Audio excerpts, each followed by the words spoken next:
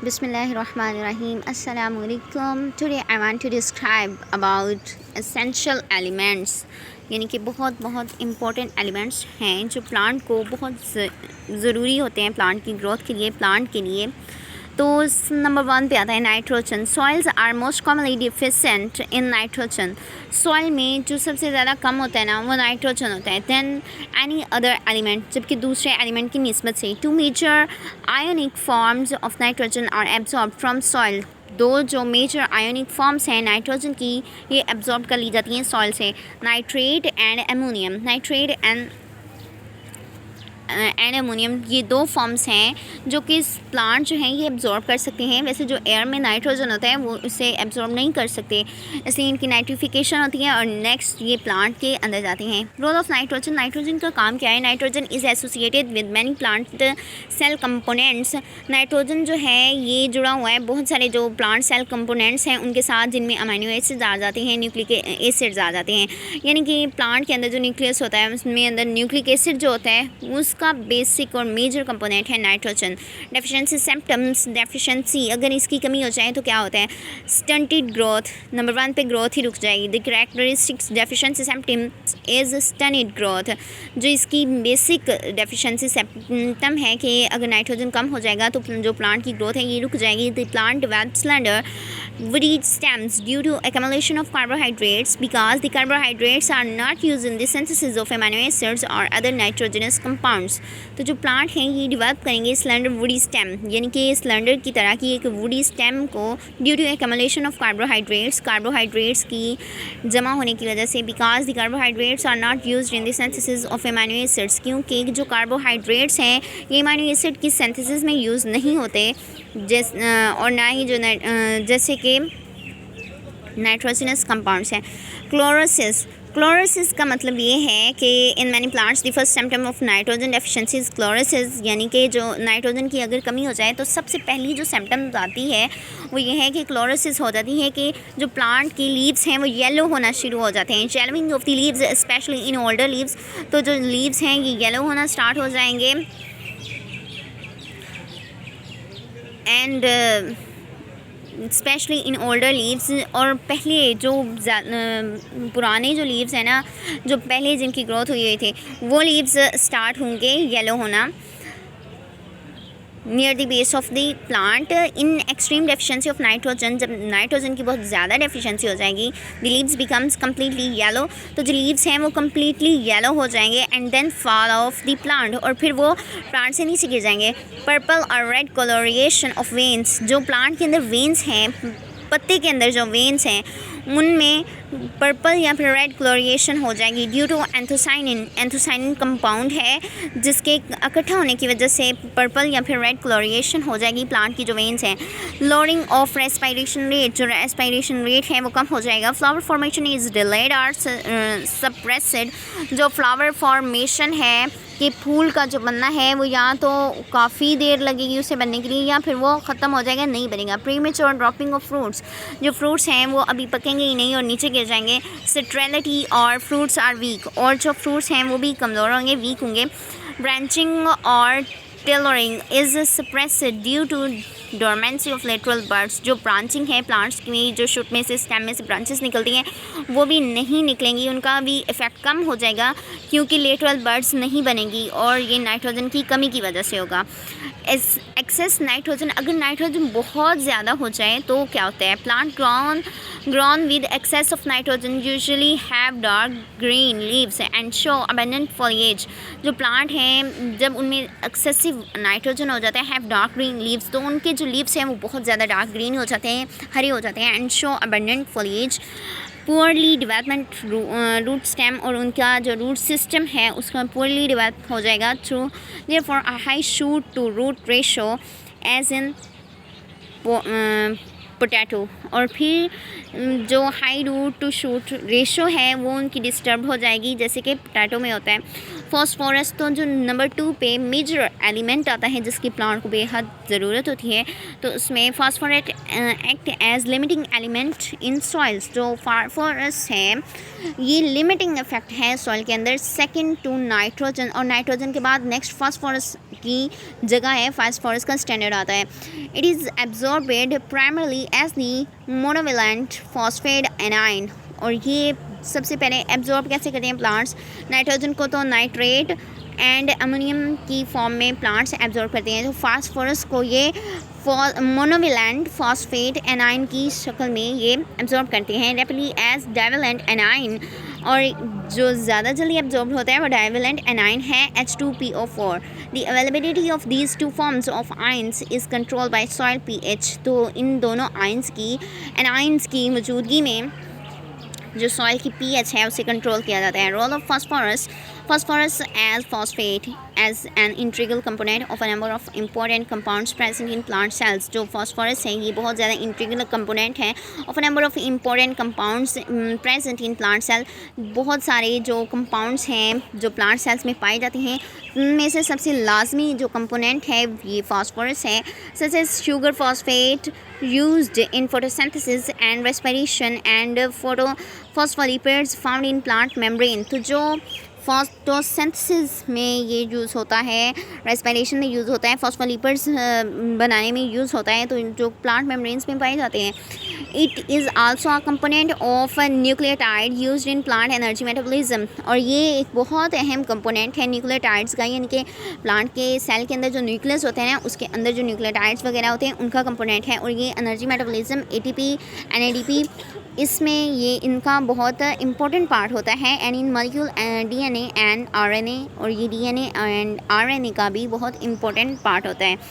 Deficiency symptoms, अगर phosphorus कम हो जाए तो क्या होगा, तो ये होगा कि जब फास्फोरेट accumulate in young leaves and developing flowers and seed, therefore deficiency symptoms occur often in mature leaves first। जब phosphate accumulate हो जाए young leaves में या फिर developing flowers में या फिर seed में, तो इसकी जो deficiency symptoms हैं वो सबसे पहले जो mature leaves हैं उन पे आएंगी। characteristic symptoms of phosphorus deficiency include stunted growth in younger plants। तो characteristic symptoms हैं phosphorus deficiency की include stunted growth in young plants। तो उनमें कि इन फास्फोरस की डेफिशिएंसी की वजह से जो यंग प्लांट्स होंगे उनकी जो ग्रोथ होगी वो रुक जाएगी।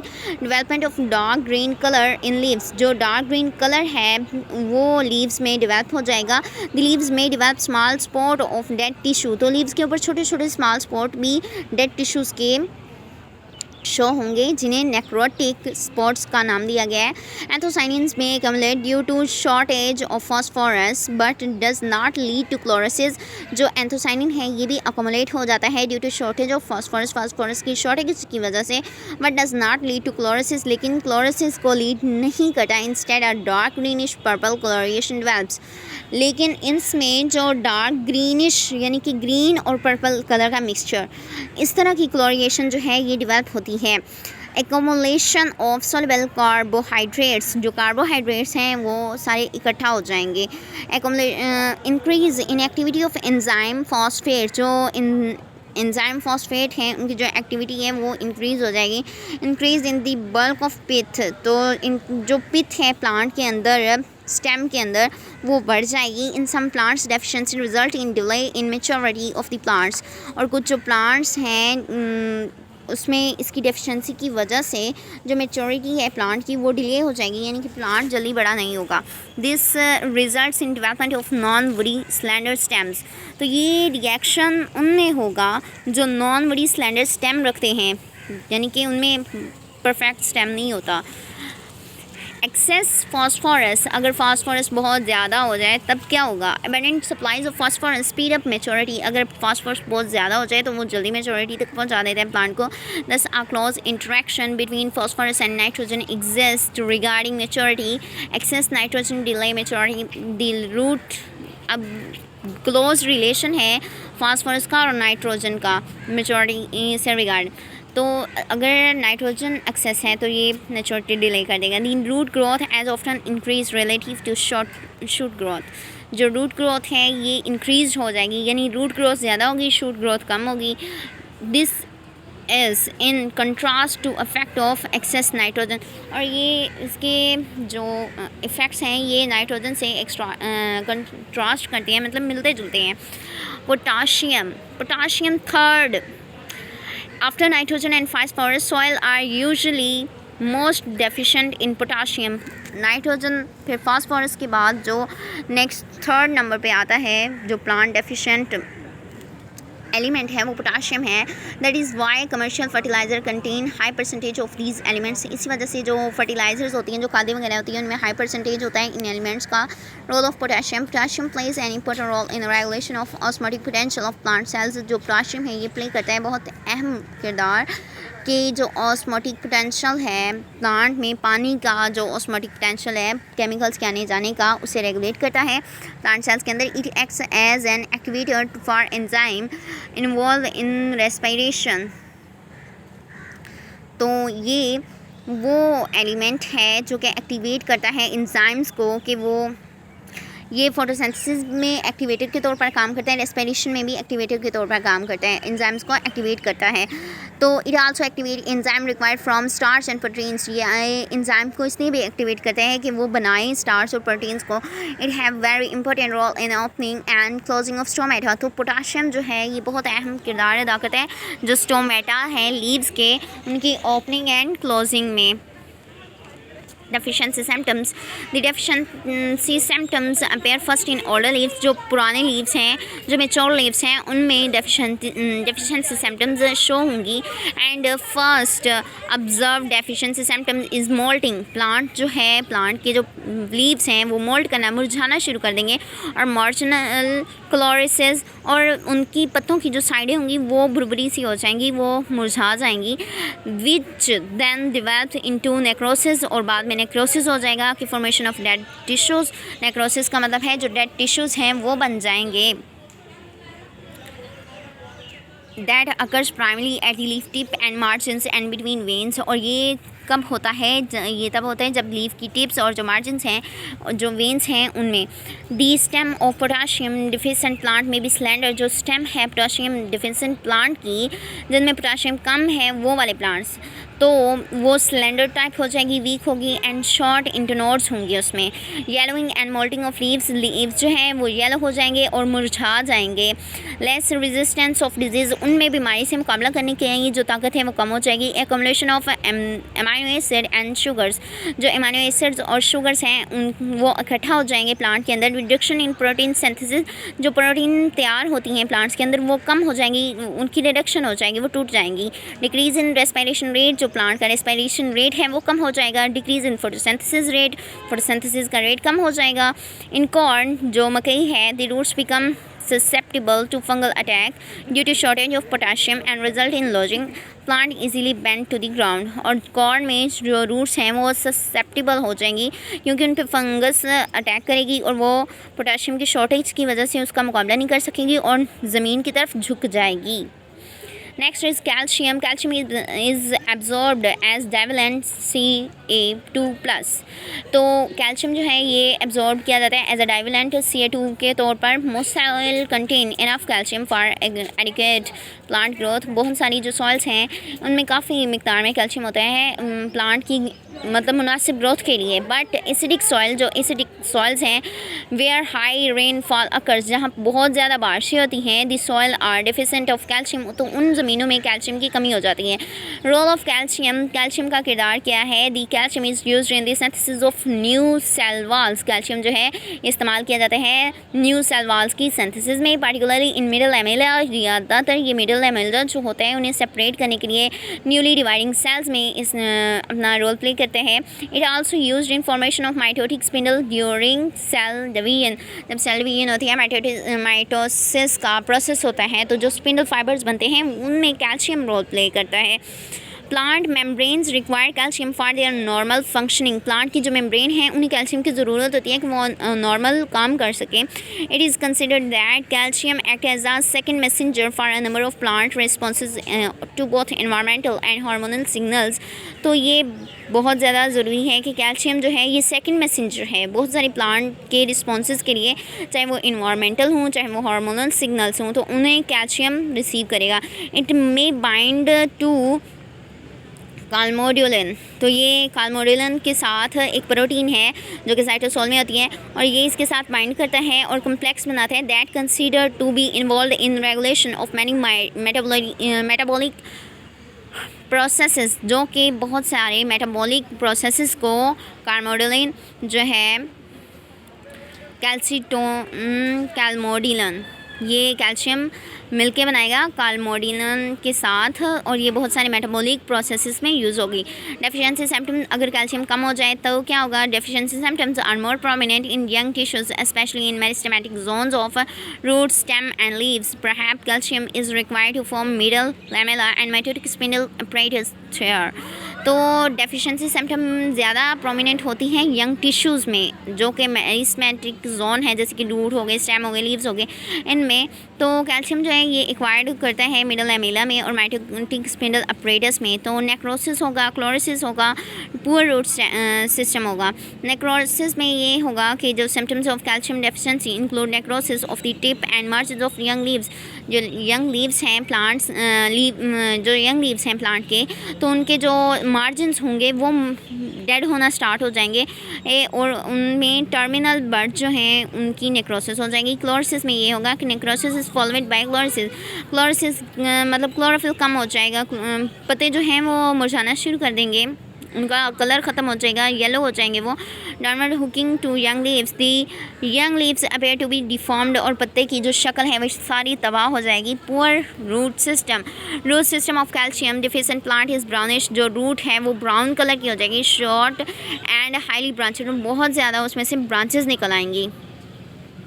रैपिड डिसइंटीग्रेशन ऑफ, अच्छा जी, बहुत जल्दी जो डिसइंटीग्रेशन होगी ग्रोइंग रूट्स की और शूट्स की। Uptake of high amount of magnesium which cause toxicity antagonist to magnesium. Translocation of carbohydrates is reduced, new cells are not formed and hence growth of plant restricted whether tip or hooking of the tip। Magnesium जो है ये absorb किया जाता है as a divalent के तौर पर, Mg2 positive के तौर पर। Magnesium is almost never limiting to plant growth in soil, तो ये लिमिटिंग नहीं रहा प्लांट के लिए। रोल ऑफ मैग्नीशियम का ये रोल है कि in plant cells magnesium has specific role in the activation of enzymes involved in respiration, photosynthesis and synthesis of DNA and RNA। जो प्लांट सेल्स हैं उनमें मैग्नीशियम जो है उसका स्पेसिफिक रोल होता है कि वो एंजाइम को एक्टिवेट करते हैं, इन्वॉल्व होते हैं रेस्पिरेशन में, फोटोसिंथेसिस में, DNA की सिंथेसिस में, RNA की सिंथेसिस में। Magnesium is also a part of the porphyrin. जो मैग्नीशियम है ये एक बहुत अहम पार्ट है प्रोफेरिन में कंपोनेंट का, जो कि क्लोरोफिल का कंपोनेंट है। तो इट कंबाइंस विद ATP, ये ATP के साथ कंबाइन करेंगे and allows it to function in many reactions. तो ये अलाउ करेगा बहुत सारे फंक्शन जो हैं प्लांट्स में होते हैं।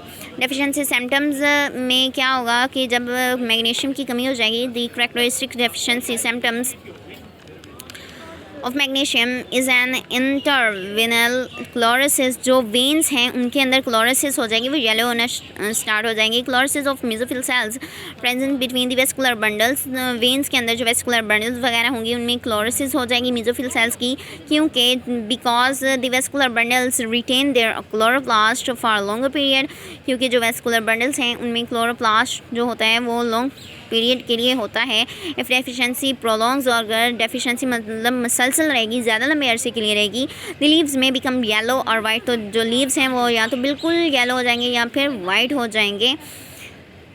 Another deficiency symptoms is premature fall of leave, और जो लीव ऑब्सेशन है, जो प्रीमेच्योर अभी लीव मेच्योर नहीं हुआ था, बड़ा ही नहीं हुआ था और वो गिर गया। तो ये मेजर एलिमेंट्स हैं जो इनकी प्लांट को बेहद ज़रूरत होती है। Thank you, thanks for watching.